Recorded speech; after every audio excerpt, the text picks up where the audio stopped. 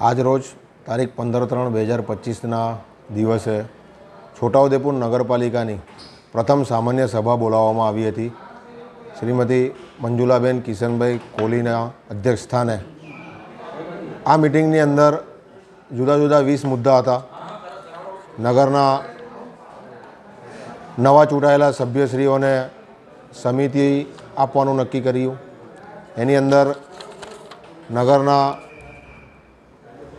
કારોબારી અધ્યક્ષ તરીકે અલ્પાબેન શાહ, શિક્ષણ વર્ષાબેન, બીજું શિક્ષણ કમલેશભાઈ, ટાઉન પ્લાનિંગ વંદનભાઈ, આરોગ્ય રસીદાબેન, વારેગૃહ મુકેશભાઈ, બાંધકામ નજમાબેન, 2 પારુલબેન, વાહન વ્યવહાર નજમાબેન, દીવાબત્તી વિમલકુમાર, ટેક્સ વિભાગ મુફીઝભાઈ, ફાયર વિભાગ શૈલેષભાઈ, બાગ બગીચા ભાવિકાબેન, રમતગમત શ્વેતાબેન, એમ 15 સમિતિ અને ભરતી સમિતિ પરવેજભાઈ મકરાણી, એમ 16 સમિતિની આજે રચના કરી છે નગરપાલિકામાં.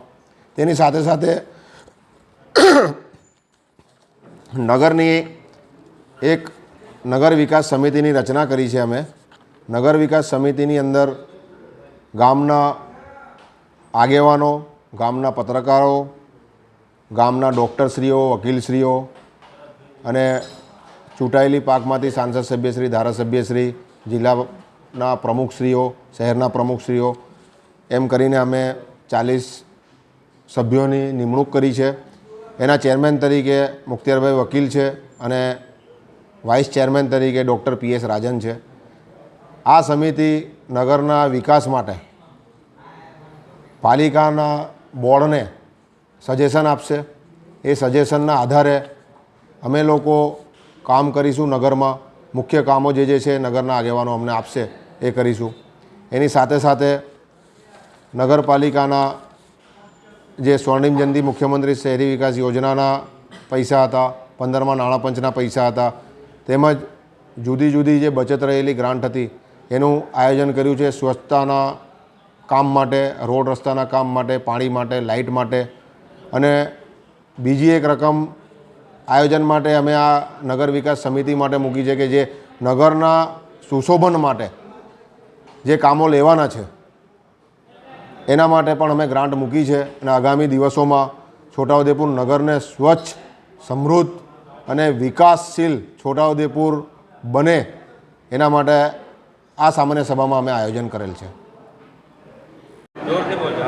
નમસ્તે. આજે અમારે નગરપાલિકામાં સામાન્ય સભા યોજવામાં આવી હતી. એમાં બધા અમે એજન્ડા લીધા હતા.